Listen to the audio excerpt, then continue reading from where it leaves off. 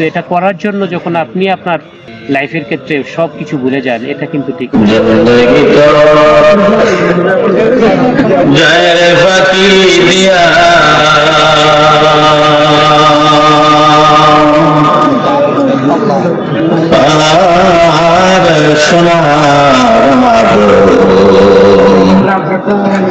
जिंदगी तो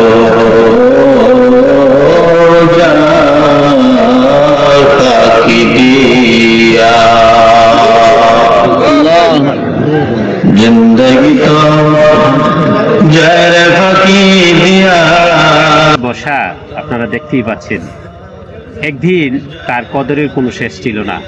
মাঝি মাল্লা শত শত লোক, তার যত্নের কোনো শেষ থাকতো না।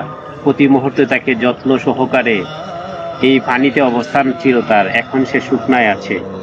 আমাদের জীবনটা এরকম, কোনো একটা সময় মানুষের আশেপাশে লোকের কোনো অভাব থাকে না। এমন একটা সময় আসে যখন বাধা পড়ে, আর যখন বাধা পড়ে তখন আশেপাশের আত্মীয় স্বজন, বন্ধু বান্ধব কেউ থাকে না। এই বাটার মুহূর্তটাই হয় মৃত্যুর পূর্ব মুহূর্ত। এই জন্য জীবনে যত ভালো কর্মগুলো করা যায়, ততই লাইফের শেষ মুহূর্তে এগুলো কাজে লাগে। যখন অমীমাংসিত এই জীবনের অধ্যায়ে প্রত্যেকটা পদক্ষেপ যখন আপনার ভুল হয়, তখন আপনার অবস্থান থাকে শেষ মুহূর্তে আশেপাশের লোক কেউই থাকে না পাশে। এই নৌকাটার কথা যদি বলি আমি, তার অবস্থান ছিল পানিতে, কত যত্নে থাকত। এখন তার খোঁজ নেওয়ার মতো কোনো মানুষ নাই। কোনো সময়ে মনে হয় এই নৌকার আশেপাশে তার মালিক পক্ষ কেউ আসে না।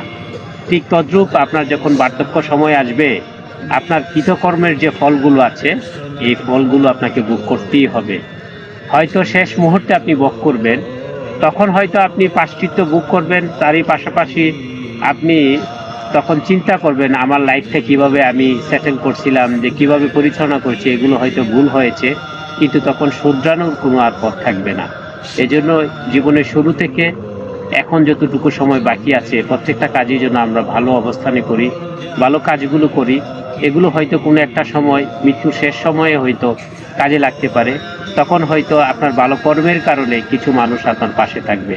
কিন্তু আপনার প্রত্যেকটা কর্ম যখন খারাপ থাকবে, প্রত্যেকটা কর্ম যখন আপনার ভালো পথ অনুসরণ করে না, তখন একটা সময় আপনার পাশে কেউ থাকবে না। এত উপার্জন, এত টাকা, এত পয়সা, এগুলো ইনকাম করে কিন্তু আপনার পরিবারের জন্য ভরণ পোষণ করছেন, আপনার কোনো খোঁজ নাই।